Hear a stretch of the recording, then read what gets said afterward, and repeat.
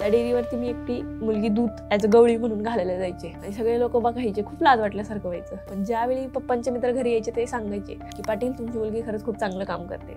एक विचार बनला तेव्हा की आपण जर चुकीचं काम करत नाही तिथं अजिबात लादायचं. लोक असं असतात की म्हशी पाळतात, दूध डेअरीमध्ये घालतात किंवा जर्सी गाय पाळतात, दॅट्स एवढंच त्यांचं असतं. फक्त दूधच नाही तर त्याला जोडून जेवढे काही व्यवसाय आहेत त्या व्यवसायामध्ये आम्ही काम करतोय.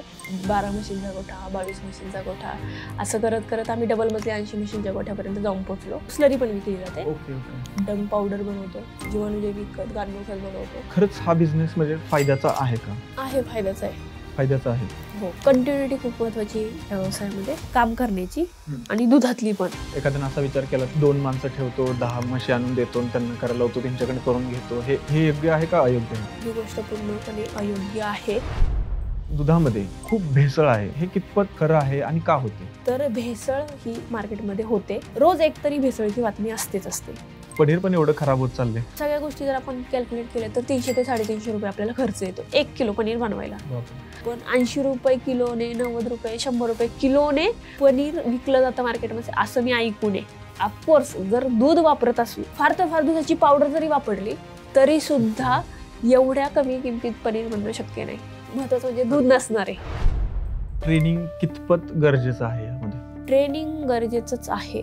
जे खूपच नवीन आहे ना त्यांच्यासाठी तर हे मस्ट आहे. दूध व्यवसायामध्ये फक्त जनावर जास्त असून फायदा नाही, प्रोडक्टिव्ह जनावर किती त्याला महत्व आहे. त्या दुधाची क्वालिटी सुद्धा तितकीच महत्वाची आहे. फुल टाइम म्हणायचं का पार्ट टाइम म्हणायचं ह्या बिझनेसला? खरं बघायला गेलं तर सगळ्या धंदा करताना फायनान्स महत्वाचा आहे का? खूप महत्वाचं आहे. त्याच्याशिवाय काय होऊ शकत नाही.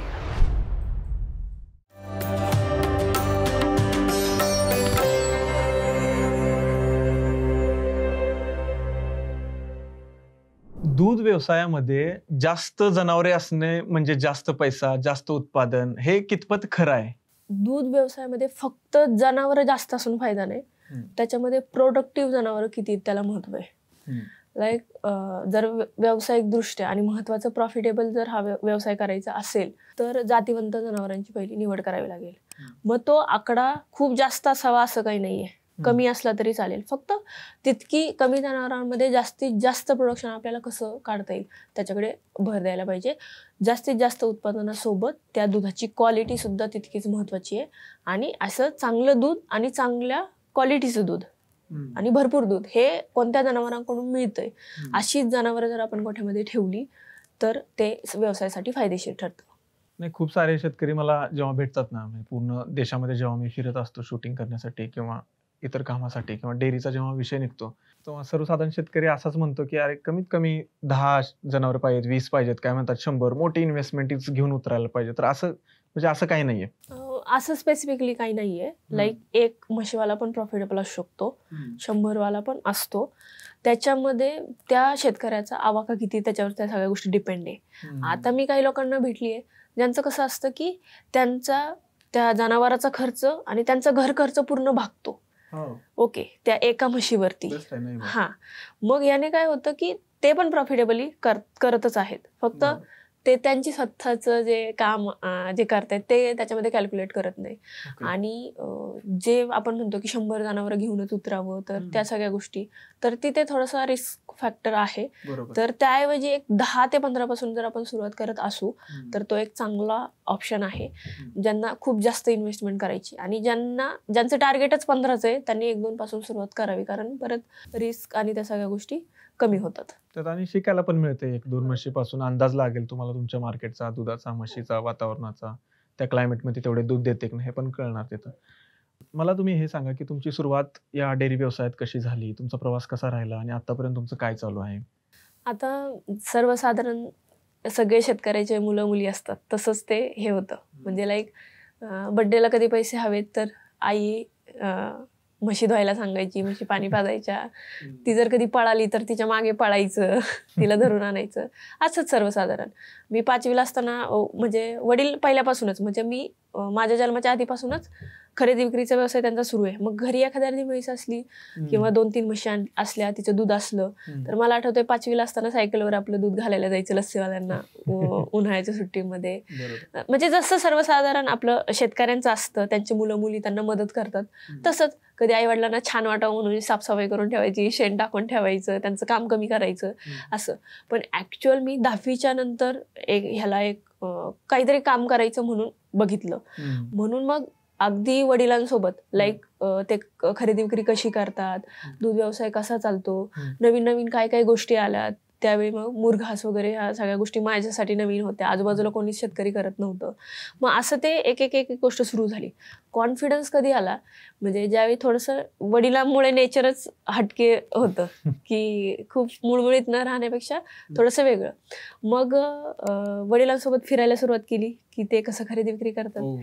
एक दिवस वडिलांसोबत गेले, तिथं त्या शेतकऱ्याची तिथं आम्ही साधारणतः अर्धा तास थांबलो. माघारी येताना त्यांनी विचारलं की तू त्यातली कोणती म्हैस घेतली असती. 7 म्हशी होत्या. मी म्हटलं मी ती कडेची ना ती घेतली असती. त्यावर ते म्हटले मी पण तीच घेतली असती. इतकं प्राऊड फील झालं मला, कारण ज्या माणसाला माणसासारख्या म्हशी ओळखता येतात, लाईक मी सांगू शकते हा हे संतोष दादा आहेत, हे दादा आहेत, हे तसं ते म्हशी सांगतात की हा ही म्हैस आपल्याकडे 2 वर्षापूर्वी होती, 3 वर्षापूर्वी होती, ती ह्याला विकली गेली, त्याच्यानंतर परत आपल्याकडे आली, आणि त्या माणसाचा व्ह्यू यावा ही खरंच खूप मोठी गोष्ट होती. ते एक झालं. त्याच्यानंतर हळूहळू कॉलेज पण सुरू होतं. 3:30, 4, 4:30 जितक्या जास्त म्हशी तितकं लवकर उठायचं आणि सगळं काम करायचं, दूध वगैरे काढणं, आणि आम्ही सगळे फॅमिली मिळून करायचो. त्यामुळे प्रत्येकाला म्हशी वाटून असायच्या. मग आपलं काम झालं की दूध ते गाडीवर टाकायचं, कॅरेज, पहिल्यांदा किटल्यांमधून, नंतर कॅरेज, मग कॉलेजला जाण्याच्या आधी डेअरीवरती दूध द्यायचं, कॅन वगैरे गावामध्ये ठेवायचे, कॅरेज, कॉलेजला जायचं, माघारी येताना ते सगळं घ्यायचं, परत घरी, परत 4 वाजता सगळं हे काम सुरू व्हायचं, परत डेअरीवरती, असं ते सगळं झालं. पण त्याच्यानंतर परत पुढे फर्स्ट इयरला असताना अजून दूध वाढलं. पिकअपमधून सगळ्या त्या गोष्टी, चारा पाणी असेल, दूध घालणं, हे ते सगळं सुरू राहिलं. त्याच्यानंतर वेगवेगळे प्रोजेक्ट्स आपण आता फार्मवरती करतोय. पण ह्यातून मला अशा काय खूप गोष्टी शिकायला पण मिळाल्या. लाईक सुरुवातीला लाज वाटायची की दूध घालायला जायचं, कारण एवढी मोठी डेअरी, त्या डेअरीवरती मी एकटी मुलगी दूध ॲज अ गवळी म्हणून घालायला जायचे आणि सगळे लोक बघायचे, खूप लाज वाटल्यासारखं व्हायचं. पण ज्यावेळी पप्पांचे मित्र घरी यायचे ते सांगायचे की पाटील तुमची मुलगी खरंच खूप चांगलं काम करते. त्याने एक इन्स्पिरेशन पण मिळायचं आणि महत्वाचं एक विचार बनला तेव्हाच की आपण जर चुकीचं काम करत नाही तिथं अजिबात लाजायचं नाही. बरोबर. आणि मग तेव्हापासून मी ते लाजणं वगैरे सोडून दिलं आणि जिथं बरोबर काम करतोय तिथं मग मला स्वतःला डेव्हलप करायला मदत झाली ह्या स्वभावामुळे. लाईक स्टेज डेअरिंग असेल, भीती वाटायची, पण आपला त्यात फायदा आहे, तोटा नाहीये, त्यामुळे तिथं लाजायचं नाही. तर असा स्वभाव तो राहिला. त्यानंतर असं खूप वेळा होतं की मला काम खूप आहे आणि त्यामुळे माझा अभ्यास होत नाही. खूपच अति काम असेल तर ते पण आहे, पण थोडंफार जर काम असेल तर आपण त्या गोष्टींना वेळ देतो. लाईक आपल्याला माहिती आहे आपल्याला वेळ नाही मिळणार परत. आत्ता जर आपण वेळ घालवला परत वेळ नाही मिळणार अभ्यासाला, मग आपण आवर्जून तिथं वेळ देत असतो. तशाच गोष्टी माझ्या बाबतीत पण झाल्या. इव्हन मी डेअरीवरती पुस्तक घेऊन जायचे, गोठ्यात पुस्तक घेऊन जायचे, कारण एकदा तो टच तुटला परत तिथं जायला खूप वेळ जातो, पण मी तो टच ठेवायचे, त्यामुळे अकॅडमिक्स पण चांगलं राहिलं. तर असा सगळा तो प्रवास माझा आजच्यापर्यंतचा राहिलाय. आणि आता कसं आहे, म्हणजे गोट्यावर किती म्हशी आहेत किंवा कसं मॅनेजमेंट चालतं किंवा काय काय बिझनेस आता चालू आहे? आता आमचं सुरुवात झाली होती एका झाडाखालून, ते बकवानाचं झाड, तिथून सुरुवात झाली. त्यानंतर हळूहळू 12 म्हशींचा गोठा, 22 म्हशींचा गोठा, असं करत करत आम्ही डबल मजली 80 म्हशींच्या गोठ्यापर्यंत जाऊन पोहोचलो. मग खाली ग्राउंड फ्लोअरला 40, वरती फर्स्ट फ्लोअरला 40 असा 80 म्हशींचा गोठा केला. आम्ही सर्वसाधारणपणे आमच्याकडे हायेस्ट आकडा 130 पर्यंतचा जातो आणि आम्ही जे शेतकऱ्यांसोबत काम करतोय तर 314 जनावर आम्ही जोडलेत, जे की आम्ही सांभाळतोय, त्यांचं पालनपोषण करतोय. सोबतच स्लरीचा प्रकल्प आहे बायोगॅसचा. बायोगॅस म्हणजे जे काही वेस्ट आहे बायोडायजेस्टर मध्ये जातं, स्लरी मिळते. स्लरी जाते कंपन्यांना ज्या की प्रोम बनवतात. हो, स्लरी पण विकली जाते. हो. त्याच्यानंतर जे काही शेण आहे त्याच्यावरती व्हॅल्यू ऍड करतो, डंग पावडर बनवतो, जीवाणुजैविक खत, गांडूळ खत बनवतो. आणि आता रिसेंटली बायप्रोडक्ट्स मध्ये आलो, 1 ते 1.6 वर्ष झाले, तर आता बायप्रोडक्ट्स बनवतोय. तर अशा पद्धतीने फक्त दूधच नाही तर त्याला जोडून जेवढे काही व्यवसाय आहेत त्या व्यवसायामध्ये आम्ही काम करतोय. सुरुवातीला मात्र फक्त आणि फक्त दूध व्यवसायच केला. नंतर हे किती वर्ष झाले आता प्रवासाला? मी स्वतः एक 11-12 वर्षांपासून ह्या व्यवसायामध्ये काम करते. आणि आता? वडील तर माझे त्याच्या आधीपासून, म्हणजे साधारणतः 1998 पासून ह्याच्यामध्ये काम करतायत.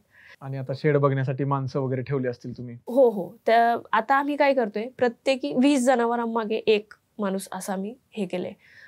खूप जास्त जनावरं पण देऊन जमत नाही, खूप कमी पण देऊन त्यांना पण परवडलं पाहिजे. 20 जनावरे एका माणसाला, 40 असतील तर 2 आणि 60 असतील तर 3, 80 असतील तर 4, 100 असतील तर 5. हो असं. कधी कधी काय करतो, ह्याला थोडंसं वाढवतो. म्हणजे जर तितकी कॅपॅबिलिटी नसेल त्या हेल्परची तर एखादा 1 किंवा 2 मजूर वाढवतो. मग कधी 80 म्हशींना 6 पण मजूर लागतात, 5 पण लागतात, पण कमीत कमी 4 मध्ये पण ऍडजस्ट होऊ शकतं अशा पद्धतीने. त्यासोबत चारा वगैरे त्याच्यासाठी 2-3 मजूर आपल्याला कंटिन्यू लागतात. खताचे वेगळे, त्याच्यासाठी पण एक आमची 10-12 माणसांचं हे आहे, काम करणारे लोक आहेत ते काम करतात. आणि जे डेअरी आउटलेट आहेत तिथे एक 4-5 लोक. तर अशा पद्धतीने एवढे सगळे लोक आपल्यासोबत आज काम करतायत. आणि मित्रांनो, तुम्हाला जर यांचा गोठा बघायचा असेल, पॉडकास्टमध्ये बघायला भेटणार नाही, पण हिंदी व्हिडिओ आम्ही केलेला आहे तुमच्यासोबत. तर तिथं आम्ही फील्डवरती पूर्ण फिरलेला आहे. तुम्ही आमच्या चॅनलवरती जाऊन हिंदीच्या इंडियन फार्मवरती बघू शकता. म्हणजे असं तुमचा हा प्रवास आहे इथंपर्यंतचा. कारण की मी पाहिलंय की लोक याला म्हणजे फुल टाइम म्हणून बघत नाहीत बऱ्यापैकी. मग आता इथं फुल टाइम म्हणायचं का पार्ट टाइम म्हणायचं ह्या बिझनेसला खरं बघायला गेलं तर? सुरुवात जर आपण करतोय तर फुल टाइमच केलं पाहिजे, जसं आम्ही केलं. म्हणजे माझा पर्सनल एक्सपिरियन्स सांगते. सुरुवातीला आम्ही स्वतःच घास कापायचो. म्हणजे लाईक मला आठवते 4-5 ओझे आपण म्हणतो तसे 4 किंवा 5 ते एका साऱ्यामध्ये ओझे भरायचे. मी आणि माझी आई आम्ही ते कापायचो, ते आणून टाकायचं. मका स्वतःच कापायची, ते कडवळ स्वतःच कापायचं, घरी आल्यावर स्वतःच कुट्टी, सगळं स्वतःच करायचं. आणि सुरुवातीला जरी कमी जनावर असली तर खूप ताण व्हायचा. मग ते हेक्टिकपणा आला की मग गोठे बंद पडतात. मग नंतर काय केलं, हळूहळू आम्ही शेती करायची सोडून दिली, चारा पिकवायचा सोडून दिला आणि विकत चारा घ्यायला सुरुवात केली. तो टाइम वाचवला तुम्ही, त्रास कमी केला. कारण आपल्यासाठीच करतोय आणि आपल्यालाच इतका हेक्टिकपणा येत असेल तर ते करण्यात अर्थ नाही. म्हणून नंतरही त्रास झाला नाही असं नाही, पण जरा प्रमाण कमी झालं. आम्ही फोकस केलं लाईक. मग काय केलं, ते शेती करायचंच बंद केलं पूर्णपणे आणि पूर्ण फोकस दूध व्यवसायावर केला. म्हणजे फुल टाइम केलं, सगळ्यांनी मिळून फुल टाइम केलं. काही वर्ष जाऊन दिले, एक मजूर ठेवायला सुरुवात केली. जसं जसं म्हशी वाढल्या तसं मजूर वाढवत गेलो. मग एक 4-5 वर्ष मला वाटतं आम्ही सगळं घरीच केलं. साधारणतः 25-30 जनावर होईपर्यंत घरी केलं. नंतर एक मजूर वाढवायला सुरुवात केली. मग नंतर आम्ही त्याला, आमचं इन्कमचा सोर्स तर तोच आहे, पण आम्ही काय केलं, थोडंसं पार्ट टाइम बघितलं त्याच्याकडे. कसं की आपल्याकडे ऑटो पायलटला आहे किंवा एक सेमी पायलट असं म्हणूयात आपण, की आपण फक्त लक्ष ठेवून करून घेऊ शकतो. मग त्याच्यानंतर आम्ही एक बिझनेस बाजूचे सुरू करायला सुरुवात केली. मग चाऱ्याचा, पशुखाद्याचा. म्हणजे करताना सगळंच नाही केलं. आता तुम्ही म्हशी पाळल्यानंतर दूध आलं, दुधानंतर चारा, मग बाकीचे स्टार्ट केलं तुम्ही जे काही बाय प्रोडक्ट आहेत किंवा खत आहे, फर्टिलायझर. म्हणजे थोडक्यात काही सुरुवात करताना तरी फुल टाइम फोकसली करावी. नंतर मग एक सेटअप बसला की मग आपण त्याला हे करून दुसरा व्यवसाय त्याच्यासोबत सुरू करू शकतो. बरोबर. डायरेक्ट पार्ट टाइम म्हणून उडी मारू नये. नाही. आणि महत्वाचं म्हणजे दुसरा व्यवसाय पण सुरू करताना असा व्यवसाय सुरू करावा की ह्या व्यवसायामध्ये जर काही प्रॉब्लेम आला आणि आपल्याला तिथे त्याची गरज पडली तर आपली अवेलेबिलिटी त्यावेळी झाली पाहिजे. असाच व्यवसाय असावा तो दुसरा. नाही तर त्याच्यामध्ये फुल एंगेज झालोय आणि हा पूर्णच पार्ट टाइम सोडून दिलाय असं पण चालणार नाही. सर्वसाधारण ऍव्हरेज तुमच्या म्हणजे दूध किती निघतं टोटली रोजचं मुर्रांचं? आम्ही 6 ते 7 लिटरचं ऍव्हरेज मेंटेन करतो एका म्हशीला वर्षभराचं. मग लाईक आमच्याकडे 10 म्हशी आहेत. 10 म्हशींमध्ये आम्ही कमीत कमी 60 ते 70 लिटर दूध आम्हाला काढणं गरजेचं आहे. मग 10 म्हशींमध्ये तुमच्या 7च म्हशींना दूध असू द्या किंवा 8 म्हशींना दूध असू द्या, ते आम्ही 10 म्हशींचं कॅल्क्युलेट करतो, जेणेकरून वर्षभर आम्हाला प्रॉफिट मिळतो. कारण 2 म्हशींमध्ये आपण फक्त त्याच्यावर इन्व्हेस्ट करतोय, आउटपुट नसतं. बरोबर.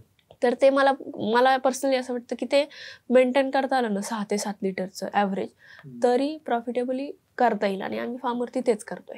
आता सर्वसाधारण जर तुम्ही कम्फर्टेबल असाल तर आता तुमचा किती टर्नओव्हर होतो 80 म्हशींमधून? बघा, आता मागच्या व्हिडिओमध्ये मी तुम्हाला सगळं डिटेल सांगितले, पण आता मी इथून पुढे ते सांगायचं बंद केलंय. त्याचं कारण असं आहे की जो नवीन तरुण येतोय ना, त्याचे खूप सिंपल कॅल्क्युलेशन होतात अशा आकड्यांमुळे, की लाईक 10 म्हशी घेतल्या, 100 लिटर दूध काढलं आणि एक 2.5 लाख रुपये त्यातून मिळाले. 2.5 लाख रुपये तसं बघितलं तर आकडा पण मोठा वाटतो. बरोबर. मग खर्च होऊन किती होईल? 50% होईल.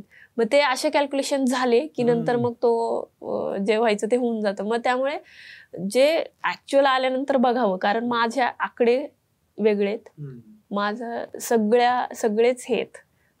तुमचा बिझनेस पण मॉडेल पण आता खूप चेंज झाले. येस, खूप चेंज झाले. त्यामुळे ही जर खरंच ऍक्च्युअल समजून घ्यायचं असेल की ऍक्च्युअल किती दूध व्यवसायातून मिळतं, तर ते फार्मवरती येऊन जाणून घ्या. ते आकडे फक्त आणि फक्त माझ्यापुरते मर्यादित असतील, प्रत्येकासाठी नाही. भाग बदलला, दुधाचे रेट बदलले आणि प्रॉफिट रेशो पण बदलला, सीझन बदलला, सगळ्याच गोष्टी आहेत. त्यामुळे मग ते फक्त माझ्या एकटीचं समजून घेऊन त्याच्यावर जाऊ नये म्हणून आता ते मी थांबवलंय. नाही, हे बरं आहे, तुम्ही खूप खरंच रिअल बोलला. कारण आम्ही या पॉडकास्टमध्ये आम्ही हे माती वर्सेला नाव दिलेलं आहे आणि जसं आहे तसं आम्ही या पॉडकास्टमध्ये बोलण्याचा प्रयत्न करतोय. लोक प्रसिद्धीसाठी खूप नंबर बोलतात, म्हणजे 50 लाख झाले, 1 करोड झाले, 2 करोड झाले, प्रसिद्धी तर मिळते. पण शेवटी असं होतं की काही वर्षांनी असं होतं की त्यांनी खोटं बोललं, आम्ही फसलो, आमचं नुकसान झालं. तर हे तुम्ही नाही सांगत ते चांगली गोष्ट आहे, कारण दिशाभूल होऊ शकते. हो, राईट. 100% दिशाभूल होऊ शकते यामुळे, आणि खूप नुकसान होतं. मी बघितले, कारण काही शेतकरी असे आहेत की ज्यांनी युट्यूबवरती व्हिडिओ बघितला आणि ह्या पिकामध्ये 5 लाख मिळाले, 10 लाख मिळाले, त्यांनी ते केलं, नंतर खाली कमेंट्स पण टाकलेत की अरे आमचं नुकसान झालं. खूप सारे असे लोक वरच्यावर जर्नलिस्ट टाईप व्हिडिओ करतात आणि रिअल ग्राउंडेड प्रॅक्टिकल नॉलेज त्यामध्ये त्यांना मिळत नाही. जे शेतीमध्ये आलेत, उतरलेत, शेती करायला, त्यांनी पण नॉलेज घेतलेलं नसतं. आणि हे व्हॉलेटाईल पण खूप आहे ना, मार्केट खूप टिकून राहणार आहे. आपण ऐकतो की 15 लाखाची कोथिंबीर, 20 लाखाची कोथिंबीर, पण त्याच काळापुरतं मर्यादित होतं, ते नंतर नाहीये. त्यामुळे ते खूप व्हॉलेटाईल असल्यामुळे त्याच्यावर खरं तर भाष्य करणे पण हे नाहीये. आणि ऍक्च्युअल ज्याच्यात मुरलेला माणूस आहे त्याला ह्या सगळ्या गोष्टी माहिती असतात. नवीन जे येणार आहेत त्यांनी चांगल्या माणसांकडूनच त्याचं ज्ञान घ्यावं आणि मग अशा गोष्टी सुरू कराव्या, असं मला तरी वाटतं. आजच्या जमान्यात तेच महत्वाचं आहे की कोणतीही गोष्ट सुरू करण्याच्या आधी त्यातला जो चांगला माणूस आहे त्याच्यापाशी शिका, त्याच्यापाशी जाऊन तुम्ही राहायला पाहिजे, बरोबर, समजून घ्यायला पाहिजे. मग ते डेअरी व्यवसाय असो, पोल्ट्री व्यवसाय असो, किंवा फिशचा असो, किंवा शेती असो, हार्डकोर कोणताही. आणि तो फुल टाइम करायला पाहिजे. मेन चीज तर पार्ट टाइम केला तर नुकसान होणं चान्सेस जास्त आहे. एक असा प्रश्न होता अजून एक, की आपल्या देशामध्ये ना दुधामध्ये खूप भेसळ आहे, म्हणजे हे कितपत खरं आहे आणि का होते? आता 2023 साली एक पावसाळीचं अधिवेशन होतं आय थिंक. त्याच्यामध्ये बच्चू कडूंनी मुद्दा मांडला होता की 14 कोटी लिटर दूध बनतंय आणि 64 कोटी लिटर विकलं जाते. त्यानंतर मी म्हणजे मला गुगलला न्यूज वाचायची सवय, रोज एक तरी भेसळीची बातमी असतेच असते. त्याच्याही पुढे जाऊन आमच्या शेजारच्याच तालुक्यामध्ये काही लोकांच्या ह्याच्यावर धाड पडलेली आणि मग त्यांना अरेस्ट वॉरंट वगैरे त्या सगळ्या गोष्टी. तर भेसळ ही मार्केटमध्ये होते. हे खरं आहे? हो, हे खरं आहे, हे नक्की खरं आहे की भेसळ मार्केटमध्ये होते. कारण जितकं डिमांड आहे दुधाचा तितकं सप्लाय नाहीये. म्हशीचं दूध तर मार्केटला तितकं नाहीच मिळत आहे जेवढा डिमांड आहे. आणि उन्हाळा वगैरे असेल तर मग अजूनच तफावत येते. मग अशा वेळी मग ह्या लोकांना हे सापडते की हा आता आपल्याला चान्स आहे पैसे करून घेण्याचा. त्यामुळे भेसळ ही मार्केटमध्ये होते. म्हणजे आता हे भेसळ एवढे होते तर ऑपॉर्च्युनिटी आहे इकडे काम करायची आहे. हो, भरपूर आहे, पैसा तर होऊ शकतो. मग आता यामध्ये कन्फ्युजन अजून एक काय क्रिएट होतं माहितीये का? जेव्हा नवीन कोणीही माणूस येतो तो म्हणतो जर्सी करू गाई का देशी गाई करू का मुर्रा करू. आता हे कन्फ्युजन कसं क्लिअर करू शकतो तो माणूस होता? माझं पर्सनल एक्सपिरियन्स सांगते तुम्हाला. आणि मी महाराष्ट्रभर फिरते तर शेतकऱ्यांचे अनुभव. खूप शेतकरी असे ज्यांना म्हशी परवडतात, खूप शेतकरी असे ज्यांना गायी परवडतात. अच्छा. त्याच्यात परत काही शेतकरी असे आहेत ज्यांना फक्त आणि फक्त एचपच करायची असते, कारण त्यांचं म्हणणं आहे मला दूध वाढीला खूप स्कोप आहे, मला जर्सी नकोय. काही शेतकरी असे पण आहेत ज्यांना जर्सी करायची आहे कारण तिची इम्युनिटी आणि फॅट चांगली आहे. तर हे सगळं. पण काही लोक असे पण आहेत जे गाई आणि म्हशी दोन्ही करतात. पण म्हशीच्या बाबतीत दुधाचं जे रेटचं फ्लक्च्युएशन आहे ते खूप कमी आहे, म्हणजे दर हे टिकून राहतात. तसं गाईच्या बाबतीत लाईक एचएफ असेल किंवा जर्सी असेल, रेटमध्ये दुधाचे खूप जास्त फ्लक्च्युएशन्स येतात, खूप वर खाली. लाईक 1-1.5 वर्षापूर्वीची गोष्ट असते तर 20-25 रुपयापर्यंत दुधाचे रेट पडलेले गाईच्या दुधाचे. म्हशीचे त्यावेळी टिकून होते, खूप जास्त पडले नाही. तेच दूध 40-42 रुपयापर्यंत पण गेलेले. मग म्हणजे ज्यावेळी मी शेतकऱ्यांसोबत बोलते त्यांचं म्हणणं काय आलं, ज्यावेळी रेट वाढले, जी गाय 60-70 हजाराला आता कोणी घेत नाही त्या गायची विक्री 1.5-1.5 लाखाला पण झाली. का बरं रेट खूप वाढले. आणि गायींचं कसं आहे, दूध मशीनने, मिल्किंग मशीनने काढता येतंय विदेशी गायींचं. त्यानंतर मुक्त गोठा इझिली करतात शेतकरी गायींसाठी, शेण काढायला नाही, काय नाही, मुरघास लागतोय, त्यामुळे खूप कुट्टी किंवा रोज रोजचा आराम आणावा लागत नाही. त्यामुळे गायी घेऊन व्यवसाय सुरू करणं जरी सोपं असलं तरी पण जे दुधाच्या रेटमध्ये जे फ्लक्च्युएशन्स आहेत ना, त्यामुळे मग काही काही शेतकरी तोट्यात जातात. मग खूप महागाच्या गायी घेतल्या म्हणजे इन्व्हेस्टमेंट जास्त झाली आणि रेट पडले. मग तिथं इन्व्हेस्टमेंट जास्त आणि आउटपुट कमी असं झाल्यामुळे मग ते प्रॉफिटेबल आहे किंवा नाही, मग असे मिथ्स वगैरे सगळे पसरत असतात. पण कोणताही बिझनेस असू द्यात प्लस मायनस होत असतं. म्हणजे मला सुद्धा आता 2 महिन्यात मला प्रॉफिट मिळाला, पुढच्या महिन्यात मला लॉसही होऊ शकतो. ॲव्हरेज बघायला पाहिजे. त्याच्या पुढच्या 2 महिन्यात मला प्रॉफिट होणार आहे. असं काही नाही की मी वर्षभरच प्रॉफिटेबल बिझनेस करते, असं पण काही नाहीये. पण काय आहे की ते मेंटेन करता आलं पाहिजे. आणि आय थिंक प्रत्येक कंपनीच्या किंवा व्यवसायाच्या बाबतीत असं होऊ शकतं की प्रॉफिट लॉस सुरू असतो. फक्त आपलं टार्गेट काय पाहिजे की आपण तो लॉस कसा भरून काढतो आणि अजून जास्त प्रॉफिट कसा मिळवतो. तर अशा पद्धतीने काम करावं लागेल ह्या व्यवसायामध्ये.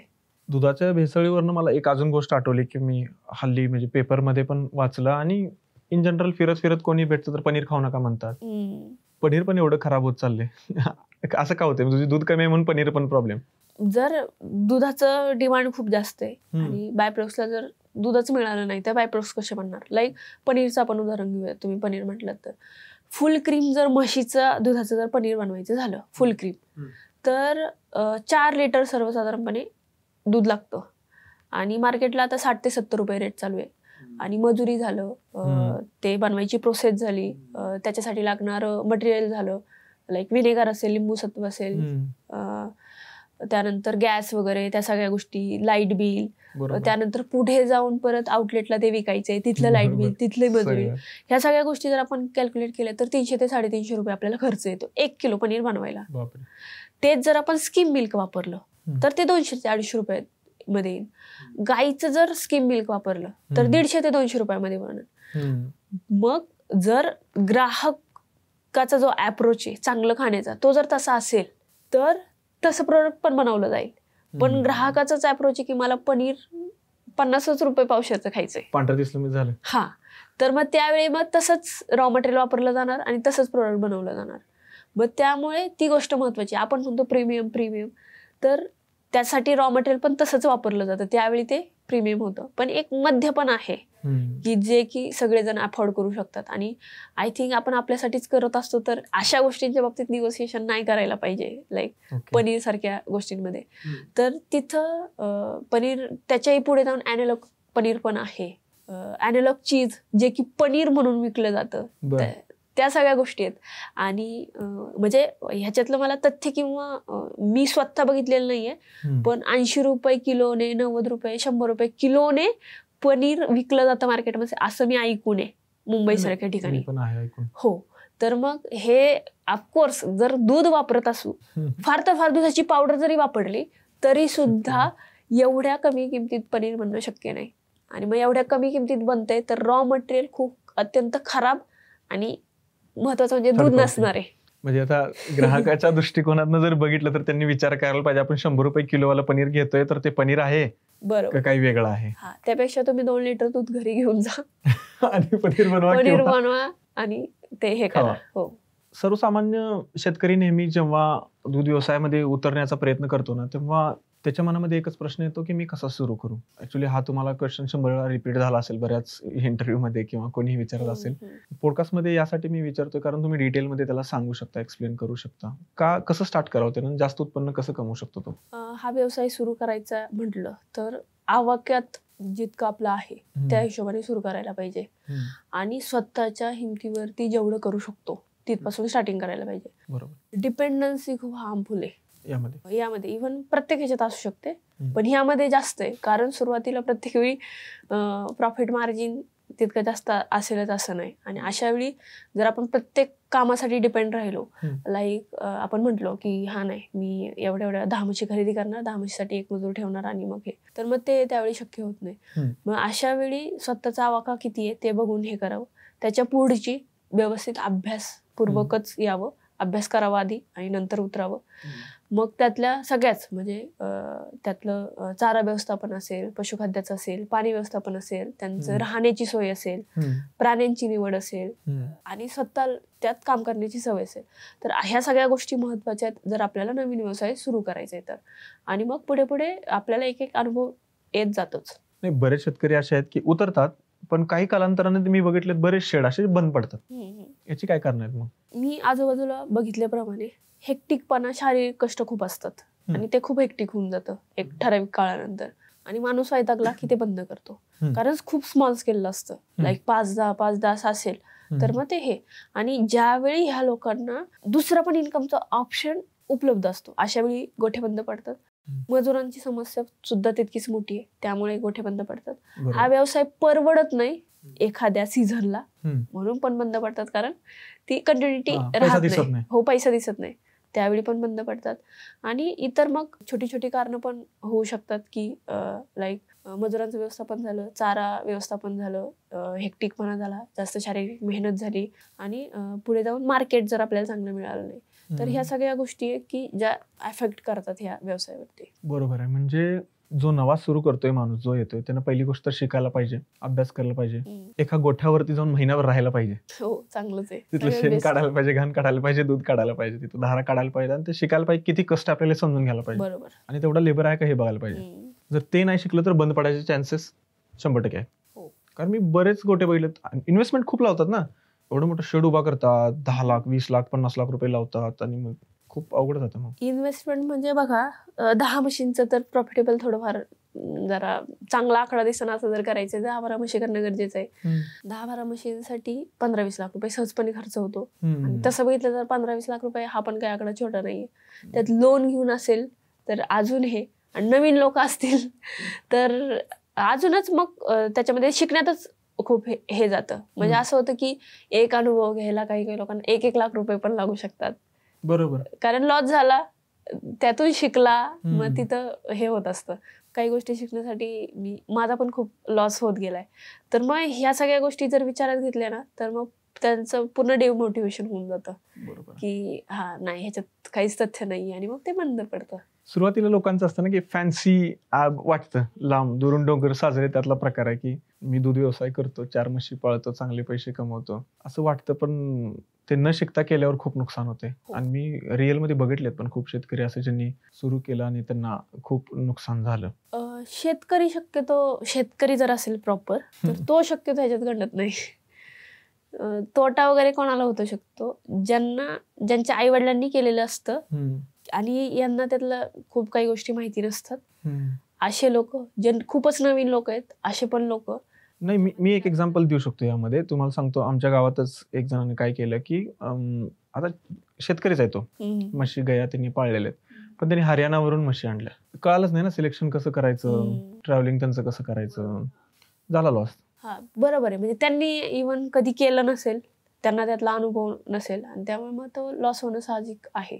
कारण ही स्टेप मोठी झाली ना की तुम्ही मोरासाठी डायरेक्ट तिकडे जाताय, तिकडून तुम्ही घेऊन येताय आणि त्यांना कसं ट्रान्सपोर्टेशन करायचं हे तुम्हाला माहित नाही. त्यामुळे काय माहित त्या वातावरणातून येऊन इकडच्या वातावरणात सूट होतील की नव्हतील. कारण हे सगळीकडे लागू होतं. गोट फार्म मध्ये पण तसंच आहे. इकडच्या गोट्स तिकडे, तिकडच्या गोट्स इकडे आणतात आणि ते मॉर्टॅलिटी डेड होण्याची जास्त शक्यता असते. आपल्याला पण ते लागू होतं. ते तर आहेच. आपलं त्या वातावरणात सूट व्हायला 1-2 दिवस जातात. जसं लडाखला वगैरे गेलं तर तिकडे ऑक्सिजन कमी आहे, 1 दिवस जातो तुम्हाला तिथं सेट व्हायला. बरोबर. आणि काय आहे की ह्या बिझनेसमध्ये ना यायला खूप लोक इच्छुक आहेत. म्हणजे आता समजा शहरातली लोक आहेत जे जॉब करतायत किंवा IT मध्ये काम करतायत, ते फ्रस्ट्रेशन आहे थोडंसं जॉबचं लोकांना, 10 ते 5 ते लोक येऊ शकतात का इकडं? येऊ शकतात, नाही असं नाही. पण लगेच रिस्क घेण्यापेक्षा, म्हणजे हे जास्त कोणासाठी आहे, लाईक IT प्रोफेशनल्स असतील किंवा इंजिनियर्स असतील आणि ज्यांना चांगलं पॅकेज आहे. खरं तर जसं जॉब त्यांना हेक्टिक वाटतो तसं काही लोकांना हे पण हेक्टिक वाटतं. म्हणजे दुसऱ्यांचं लाईफ कायम चांगलं वाटतं आपल्यापेक्षा, असं पण असतं. पण आल्यानंतर परत माघारी जाण्यापेक्षा जे ऍक्च्युअल कमी पगार आहे ना, ज्यांना 15-20 हजार, 25,000, 30,000, अशा लोकांनी प्रायोरिटी द्यावी इकडे यायला. ओके. ज्यांना ऍक्च्युअल 1 लाखाचं 2 लाखाचं महिन्याला पगार आहे, तर त्यांनी थोडंसं आधी शिकावं. हा, त्याचा अंदाज घ्यावा, आवाका घ्यावा आणि मग ह्याच्यात यावं. कारण परत माघारी जाणं काही सोपं नसतं. लाईक तिकडचा जॉब सोडलाय आणि हे ते सोपं नसतं. तर त्या लोकांनी, त्या जे 30च्या आतले आहेत अशा लोकांनीच रिस्क घ्यायला हरकत आहे. बाकी मग थोडस कमी. आणि जे 40-50 वयाच्या पुढे गेले त्यांनी तर घ्यावी की नको? त्यांनी नकोच. 40-50 म्हणजे ते रिटायरमेंटचं आयुष्य झालं. नाही, काही लोक असतात ना इंटरेस्टेड, की असतात इंटरेस्टेड, जॉब मधून रिटायर झालेले असतात, किंवा काही 50 नंतर म्हणतात चला गावी जाऊया, 2 म्हशी घेऊया आणि पैसे कमवूया. 2 म्हशी जर घ्यायच्या असतील तर ऑल बेस्ट करा. पण जर मोठ्या स्केलला करायचंय, किती मोठ्या स्केलला म्हणजे खूप मोठा वेळी नाही म्हणत, एक सर्वसाधारण 10, 15, 20, 25 अशा ह्याला, तर त्यावेळी त्यांची स्वतःची खरंच काम करण्याची कॅपॅसिटी असेल तर करावं. आणि नसेल तर मग 1-2 म्हशी जसं तुम्ही म्हटल्या तसं पुरेसं आहे. मग स्केलचा आता विषय निघाला आपला, तर दूध व्यवसायात सगळ्यात महत्वाचं काय आहे, की एक स्टेज येते की जेव्हा वाटतं माणसांना की चला 10 म्हशीवर माझं एक सर्टन मी एवढं कमवते. तर ती स्केलेबिलिटी कशी आहे या बिझनेसमध्ये? आम्ही सुरुवातीला जे करायचो की खरेदी विक्री आणि तेच, नंतर आम्ही लस्सीवाल्यांना दूध द्यायला सुरुवात केली. मग त्यातून आम्हाला चांगला प्रॉफिट मिळायचा. नंतर डेअरीला दूध घालायला सुरुवात केली. आता हे हळूहळू याने वाढलं की एका बाजूला खरेदी विक्री सुरू असायची, एका बाजूला दूध व्यवसाय सुरू असायचा. मग पुढे झालं काय, म्हणजे मी स्वतः 38-40 रुपये पर लिटर पासून दूध घातलेलं आहे. तर 10 पर्यंत एकदा पोचलो, एक ठराविक अमाऊंट आपल्याला मिळायला लागली. पण अजून जर आपल्याला स्केल करायचं असेल तर त्यात परत, कारण 10 मशीनचं मॉडेल हे जरासं वेगळं असतं 50 मशीनपेक्षा. म्हणजे लाईक जी कंटिन्युटी आपण 10 मध्ये मेंटेन करू शकतो ती 50 मशीन मध्ये थोडीशी अवघड जाईल. मग ते स्टेप बाय स्टेपच करावं. जसं तुम्ही म्हटलात की एक ठराविक अमाऊंट मिळवली आणि त्याच्या पुढे जायचंय, तर ते स्टेप बाय स्टेप असावं. म्हणजे आता ताईपणा नसावाच त्या स्केलेबिलिटी मध्ये. आम्ही पण तसंच केलंय. लाईक 1-2 म्हशीं पासूनच आम्ही जेवढ्या काही म्हशी वाढवल्यात त्या सगळ्या 1-2 पासूनच वाढवल्यात. आता जसं कमी करणार ते 1-2 कमी करणार, परत 1-2 वाढवणार. तर त्या सगळ्या गोष्टी एकदम स्लोली असतात, खूप फास्ट नसतं. 10चा लॉट आणला, 15 लाख रुपये इन्व्हेस्ट केले, नाही. 1 म्हैस आणली, 1 लाख रुपये इन्व्हेस्ट केले आणि लगेच आउटपुट सुरू झालं. रिस्क कमी झाली. आता पण आम्ही तसंच करतो. त्याने एक चांगला म्हणजे बिझनेस आम्ही करू शकतोय. आणि याच्या आजूबाजूच्या इकोसिस्टम बद्दल थोडं डिटेलमध्ये सांगा ना. जसं की शेणापासून खत आपण वर्मी कंपोस्ट बनवू शकतो, किंवा तुम्ही म्हणला की स्लरी बनवता, ह्याचे पण गोष्टी सांगा. कारण खूप मी गावागावामध्ये जेव्हा फिरतो किंवा माझ्या गावामध्येच मी बघतो की फक्त लोक असं असतात की म्हशी पाळतात, दूध डेअरीमध्ये घालतात किंवा जर्सी गाया पाळतात, दॅट्स इट, एवढंच त्यांचं असतं. याच्या बाजूचा बिझनेस थोडासा जर एक्सप्लेन केला तर जे लोक आहेत जे डेअरी करतात त्यांना खूप हेल्प होईल, कारण तुमच्याकडे अनुभव आहे तेवढा. बघा, मी सुरुवातीला काय सांगितलं की आपण स्वतः फुल टाइम हा व्यवसाय केला दुधाचा. त्यानंतर हळूहळू आपला सेटअप बसला की नंतर ह्या व्यवसायामध्ये यायचं. मग त्याच्यामध्ये स्लरीचं असेल, गांडूळ खत प्रकल्प असेल, जीवनजैविक खताचं असेल, किंवा दुधाच्या बायप्रोडक्टचा किंवा खताचा लाईक, तर किंवा चाऱ्याचा पण करता येतो. मुरघास वगैरे आता खूप चांगला विकला जातोय. सुका चारा पण मार्केटमध्ये खूप कमी मिळतो ह्या काळामध्ये, तो पण करता येईल. पशुखाद्याचं पण आपल्याला एजन्सी वगैरे घेता येते. आता हे सगळे व्यवसाय जर तुम्ही बारकाईने बघितले तर 2 दिवस बंद ठेवल्याने काही फरक पडत नाही. बरोबर. सगळेच दूध व्यवसाय तो 1 तास पण बंद ठेवून जमणार नाही. हो, त्यामुळे आपल्याला ह्यातला कोणताही एक खताचा असो, स्लरीचा असो, बायप्रोडक्टचा असो, किंवा चाऱ्याचा किंवा पशुखाद्याचा असो, तर ह्यातला कोणतातरी एक आपण सुरुवातीला सिलेक्ट करून त्याच्यावरती काम करू शकतो. आपल्या घरात मंडळी किती आहेत काम करण्यायोग्य, त्यांना जर सोबत घेतलं आपण, मग आपण मल्टिपल बिझनेस वाढवू शकतो. लाईक आम्ही जसं आज खताचं पण करू शकतोय, बायप्रोडक्टचं पण करू शकतोय आणि चाऱ्याचं वगैरे करू शकतोय. तर कशामुळं प्रत्येकाकडं कामाची विभागणी आहे आणि प्रत्येक जण जबाबदार माणूस आहे. त्यामुळे मग आम्ही हे सगळं करू शकलोय. ज्यांच्याकडं माणसं कमी आहेत, घरातली माणसं कमी आहेत, त्यांनी खूप जास्त बिझनेस सोबत करण्यापेक्षा काही ठराविक आपल्याला सोपे वाटतील आणि चांगलं इन्कम देतील असं बिझनेस करण्यास हरकत नाही. बरोबर आहे. म्हणजे आता महत्वाचं काय आहे की खत तर होऊ शकतं, बरोबर. खतामध्ये काय डायरेक्ट शेणखत होऊ शकतं का, त्याच्यापासून वर्मी कंपोस्ट पण बनवू शकतं, म्हणजे गांडूळ खत? गांडूळ खत बनवता येतं, बेस्ट ऑप्शन आहे. खूप छोट्या लेवलला आहे. आता आमच्या तिथं एक शेतकरी आहेत ज्यांनी काय केलंय, फक्त एक झाड आहे, झाडाखाली ते शेण टाकतात. त्याच्यावर त्यांनी पूर्वी त्यांचे खताच्या बाजूला 2 बेड होते, त्याच्यात गांडूळ सोडले. तेच गांडूळ काही दिवसांनी ते त्या उकिरड्यावर गेले. ते फक्त आता काय करतात, त्या उघड्यालाच पाणी मारतात आणि मग त्यांचं वरचं खत झालं की चाळून हे करतात. म्हणजे त्यांची इन्व्हेस्टमेंटच नाही असं म्हणता येईल. झाडाच्या सावलीखाली ते थंड आणि त्या ह्याच्या वातावरणामध्ये ते गांडूळ खत पण चांगलं म्हणता येईल. तर गांडूळ खत बनवता येतं. किंवा नाही गांडूळ खत बनवता आलं, जे अवेअर शेतकरी आहेत, ज्यांना माहितीये की सडलेलं किंवा कच्चं जे खत आहे ते वापरायचं नसतं, अशा लोकांसाठी आपण साधं डिकम्पोज करून डंक पावडर बनवली तरी पण चालते. कारण त्यांना फक्त काय शेण टाकण्याऐवजी त्यांना ते कुजलेल्या फॉर्म मध्ये हवंय. तर तसं पण आपण केलं तरी चालणार आहे. गांडूळ खत पण बनवता येईल. किंवा मग अजून पुढे जाऊन लाईक वेगवेगळ्या प्रकारच्या जर हार्मफुल बुरशी आहेत त्या खतामध्ये, तर त्यांना मारून, झुमनियाळी आहे त्यांना मारून, लाईक त्या पण जैविक बुरशी मॅट्रायझम सारखं जर आपण वापर केला तर तसं जर व्हॅल्यू ऍड करता आली. आणि पिकानुसार जसं आम्ही करतोय की तुमचं सोयाबीन आहे तर मग रायझोबियम टाकून, तर तसे प्रॅक्टिसेस हे करून मग ते आम्ही आता बनवतोय. तर तसं पण करता येईल. आणि त्याचं काय म्हणजे माहिती वगैरे किंवा हे लागलं तर श्रद्धा फार्म्स आहे. श्रद्धा फार्म्स वरती काय शिकवलं जातं? आता बघा, सगळ्यात महत्वाचं पहिलं, दूध व्यवसायाची वास्तविकता सगळ्यांना समजावी म्हणून आम्ही 2 दिवसाचं ट्रेनिंग हे करतो. त्याच्यातून जे नवीन लोक आहेत, ज्यांना की ऍक्च्युअल काम करायचं ह्याच्यामध्ये, त्यांना आम्ही बोलवतो, तुम्ही या 2 दिवस नाही तर 4 दिवस राहा, ह्याच्यात काय आहे नक्की ते समजून घ्या आणि मग नंतर व्यवसायाला सुरुवात करा. तर अशा पद्धतीने ट्रेनिंगचं हे करतोय. ट्रेनिंग मध्ये अगदी बेसिक पासून तुमची गोठ्याच्या जागेची निवड कशी असावी तिथपासून तर डिरेक्टली मार्केटिंग वगैरे, ब्रीडिंग सारख्या गोष्टी, ब्रीडिंग, फिडिंग, मॅनेजमेंट, ह्या सगळ्या गोष्टी मग त्या कव्हर केल्या जातात. महत्वाचं, मला माहिती आहे 2 दिवसाच्या ट्रेनिंग मध्ये फक्त मी काही डेटा देऊ शकते, त्यांना माझ्या फार्मची टूर घडून आणू शकते, पूर्ण व्यवसाय काय मी त्यांना शिकू शकत नाही. मग त्याच्यासाठी आम्ही काय करतो, लिमिटेड फक्त 10 लोकांचीच हे घेतो. कारण आम्ही 15-20 ज्यावेळी यायचे लोक रजिस्ट्रेशन न करता, त्यावेळी ते बॉन्डिंग बनत नाही शेतकऱ्यांचं नामचं. ते बॉन्डिंग बनलं नाही का तितकं जास्त डेटा आणि तितकं जास्त त्यांना सर्व्हिस मिळत नाही. म्हणून फक्त 10च लोक वेगवेगळ्या भागातले, हो फक्त 10 लोक वेगवेगळ्या भागातले ते फार्मवर येतात, तिथल्या सगळ्या गोष्टी शिकतात, परत जातात.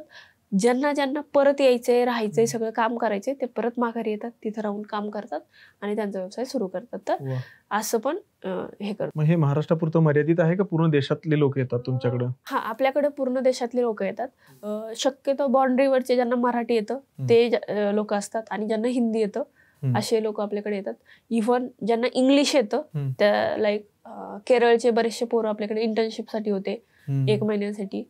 पण भाषेचं हे पाहिजे, मराठी, हिंदी किंवा इंग्लिश असं जर असेल तर त्या सगळ्या लोकांना आपण अलाव करतो ट्रेनिंगसाठी. ट्रेनिंगला पूर्ण देशातून तिथे येतात श्रद्धा फार्म वरती आणि शिकून जातात. समजा कोणाला डायरेक्टली असं नाही शिकायचं तर ऑनलाईन वगैरे पण ट्रेनिंग आहे का तुमचं? हो, ऑनलाईन पण आपण ट्रेनिंग हे केलेले आहे. ते आता तरी मराठीतून आहे, भविष्यात आपण हिंदीतून पण प्रयत्न करूयात. तर ऑनलाईन पण आहे. इव्हन एक कल्पना यावी ह्या गोष्टींची आणि त्याच्यामध्ये कशा कशा गोष्टी असतात, त्यातून एकंदरीत चांगला डेटा आपण त्या माध्यमातून दिलेला आहे त्या कोर्सच्या माध्यमातून. तर ऑनलाईन पण आपण कोर्स करतो, कारण प्रत्येकाला यायला जमत नाही आणि त्यांचं म्हणणं असतं की हा आम्हाला डेटा द्या.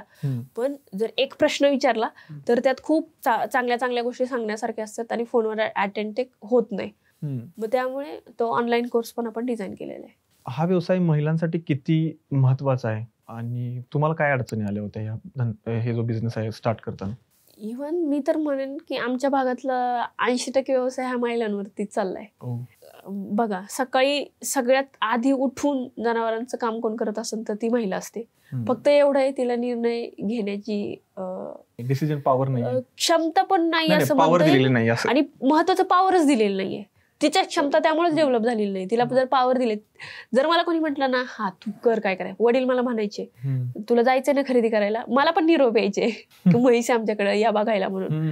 मग पप्पा म्हणायचे जाऊ दे 5-10 हजार रुपये जास्त, तू जा खरेदी कर. मग मी जायचे.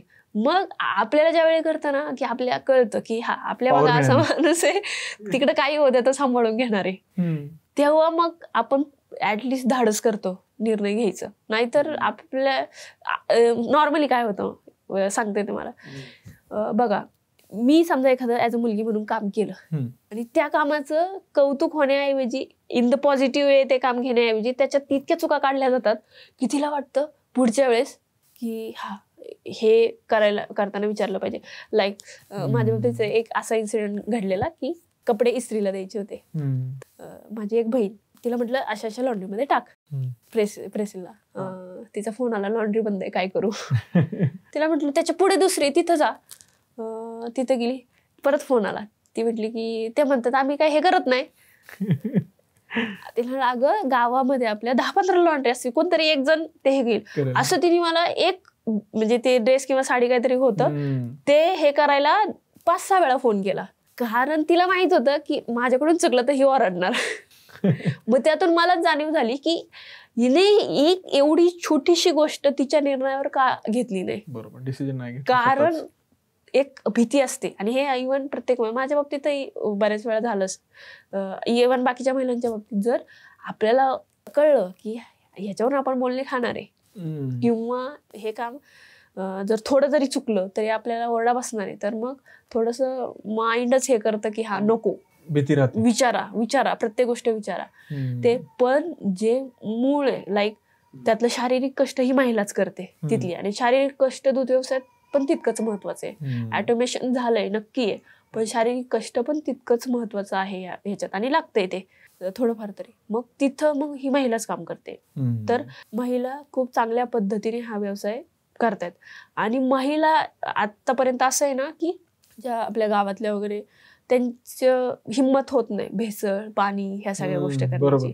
त्यामुळे ते पण एक खूप महत्वाचं आहे की हा महिला हा व्यवसाय करते, ते पण तितकंच इम्पॉर्टंट आहे. येस, बरोबर.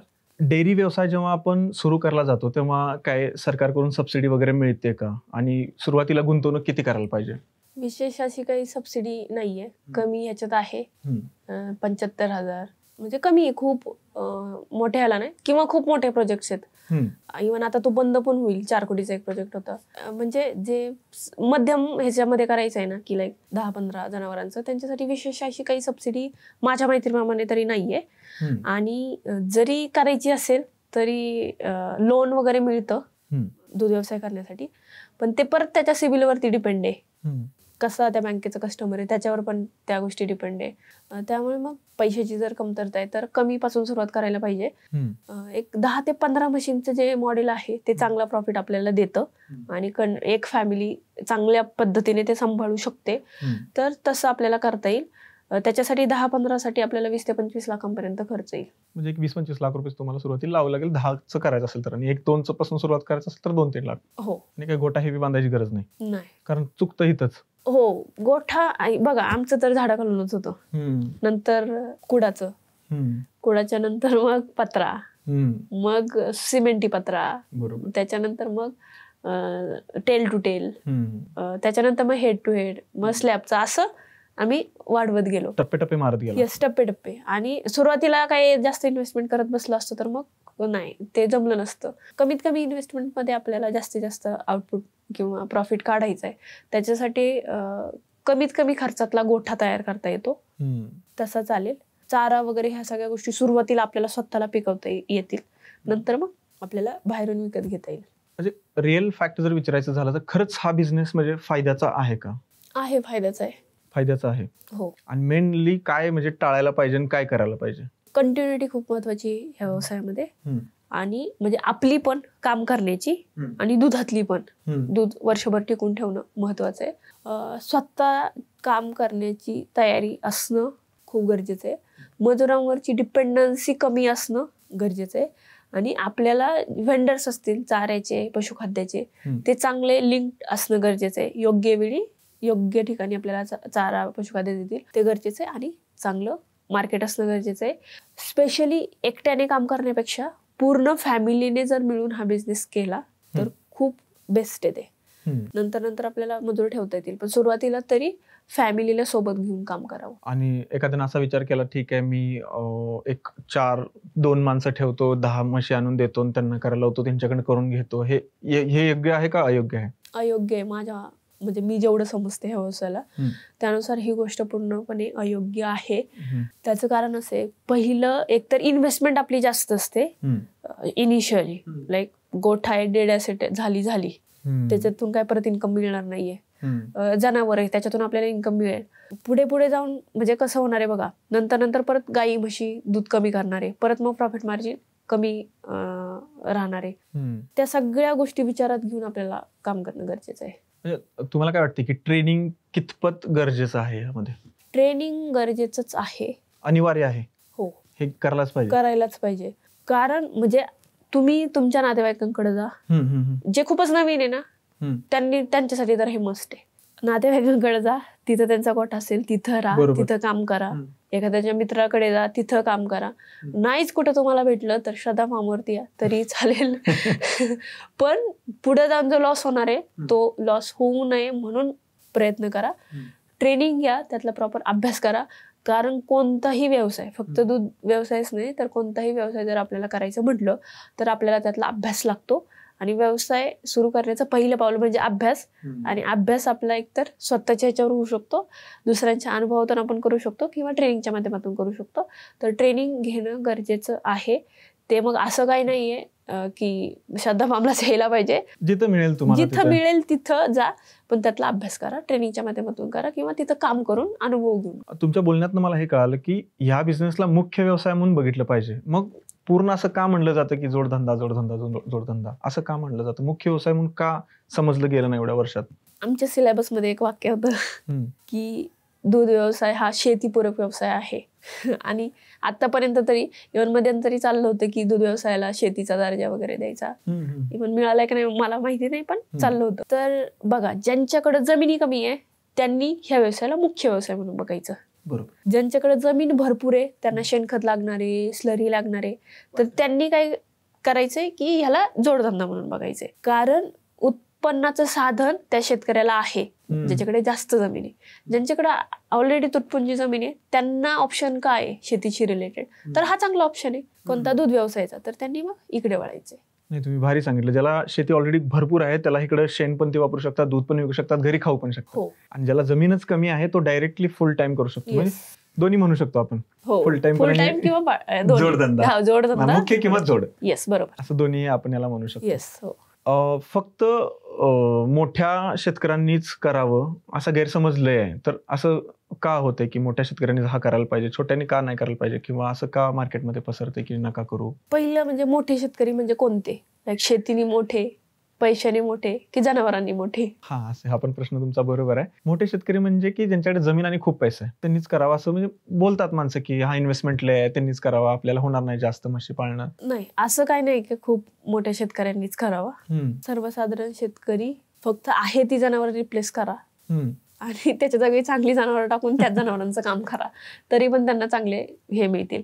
कारण काय असतंय, एक गोठा आहे, त्यात 10 जनावर आहेत, त्यातले 2च प्रोडक्टिव्ह आहे. सगळा खर्च त्या बाकीच्या ह्याच्यावरच जातोय, म्हणजे सगळे पैसे त्यातच जातात. बरोबर. तर करायचंय तर खूप 10 ठेवण्यापेक्षा 2च ठेवा, पण चांगले ठेवा, प्रोडक्टिव्ह ठेवा. हा, तुम्ही हे म्हणताय की प्रोडक्टिव्ह जनावर पाहिजे किंवा चांगलं उत्पादन देणारं जनावर पाहिजे, तर त्यात काय असतं थोडक्यात सांगा. पहिलं जातीवंत जनावराची निवड करायची. अच्छा, त्यात म्हणजे बघावं लागतं आपल्याला. हो, जातीवंत जनावर.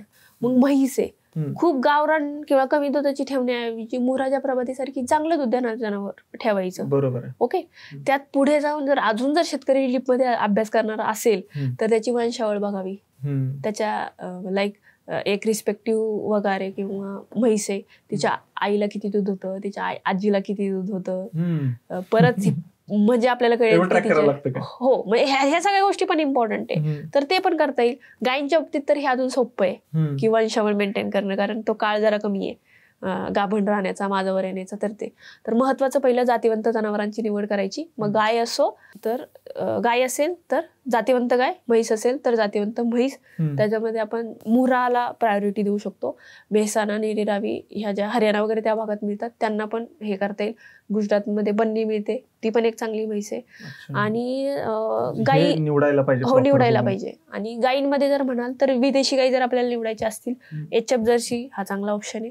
देशी गाईच करायच्या असतील आणि चांगला मार्केट जर असेल तर गिर सारख्या गायी आहे, थारपारकर सारख्या गायी आहेत, ज्यांचं कमीत कमी 8, 10, 12 लिटर दूध निघेल, अशा गायींचं सिलेक्शन करावं. जातीवंत जनावरांची निवड झाली. त्याच्यासोबत आपण ज्यावेळी आपण डेटा बघतो, मागचा यांची वंशावळ बघतो, त्यात आपल्याला जास्त फॅटची गरज आहे. तर जास्त फॅटचं दूध असणाऱ्या जो बूल आहे, म्हणजे त्याच्या आईला जास्त दूध होतं, तर हे असेल मग तिथे जास्त फॅट आपल्याला मिळेल पुढच्या पिढीमध्ये, जास्त दुधाची गरज आहे तर तसे जीन्स असणारे प्राणी निवडायचे किंवा तसं सिमेंट निवडायचं. तर ह्या सगळ्या गोष्टी महत्वाच्या आहेत तिथं. आणि सगळ्यात महत्वाचं ह्या सगळ्या धंदा करताना फायनान्स महत्वाचा आहे का? महत्वाचं म्हणजे खूप महत्वाचं आहे, त्याच्याशिवाय काय होऊ शकत नाही. म्हणजे फायनान्स यायला पाहिजे, हिशोब व्यवस्थित पाहिजे, सगळं प्रॉपर पाहिजे. हो हो हो, सगळ्या गोष्टी लिहून पाहिजे, सगळ्या गोष्टी आपण नोट डाऊन करून ठेवल्याच पाहिजे. प्रत्येक गोष्ट गोट्यात होणारी, कारण जर लिहिलं नाही तर आपल्याला कळणार कसं की नक्की आपण पैसे कुठे कुठे खर्च केलं. लाईक आम्ही एक 4-5 दिवसापूर्वी एक गाय विकत घेतली. ती म्हणजे खाली झाली, विकत घेतल्यानंतर 1-2-3 दिवसात ती खाली झाली. डिलिव्हरी झाल्यानंतर पहिला तिचा रात्रीचा मी 2 वाजेपर्यंत तिच्यासाठी हे केलं, तिच्या सोबत होतो. मग तिचं त्या बाळाचं त्याचे नाळ आयोडीनच्या सोल्युशन मध्ये बुडवायचे असेल मग त्या आयोडीनचा खर्च मी तिथं थांबले. मी माझं लगेच कॅल्क्युलेट करणार नाही, मी तिथं थांबले, ती मजुरी. त्याच्यानंतर तिचा जारच पडला नाही. मग मला डॉक्टरांना 2,000 रुपये द्यावे लागले. 3 दिवस तिची ट्रीटमेंट करावी लागली. तो खर्च तिचं त्याच वेळी, आधी ती प्रेग्नेंट होती, मग त्यावेळी तिला ट्रान्झिशन फीड, व्हायटामिन्स ते सगळं चालू होतं, एनर्जी बुस्टर चालू होते, त्याचा खर्च. डिलिव्हरी झाल्यानंतर तिचं पशुखाद्य बदललं, त्याचा खर्च. मग हे खूप छोटे छोटे म्हणजे लाईक, किंवा मग मला त्या लहान वासराला फिडिंग बॉटल आणावी लागली. 100 रुपये 200 रुपये खर्च होऊ द्या, पण तो आपल्या खिशातून जात असतो, सगळा लिहायलाच पाहिजे. बरोबर. मी ती बॉटल आणायला समजा 5 किलोमीटर गेले, 5 किलोमीटरसाठी मला 10 रुपये खर्च येतोय, तो पण आपल्या खिशातूनच जाणार आहे.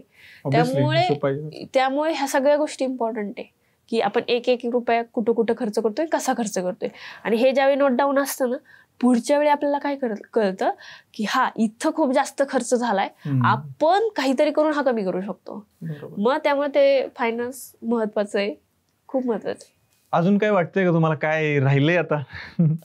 तशा खूप गोष्टी त्याच्यामध्ये नाही म्हणजे आता प्रॅक्टिकल तर आपण इथं दाखवू नाही शकत, प्रॅक्टिकल दाखवू शकत नाही, खूप माहिती आहे. आणि जे काही बाकीच्या गोष्टी आहेत ऍक्च्युअल डीप मधल्या, त्या मग शेतकऱ्यांना फार्मवरती येऊन बरोबर प्रॅक्टिकलच होईल. पॉडकास्ट मधून फक्त ऐकायला मिळेल, बघायला मिळेल, पण जे प्रॅक्टिकल आहे ते प्रॅक्टिकलच करावं लागेल. बरोबर.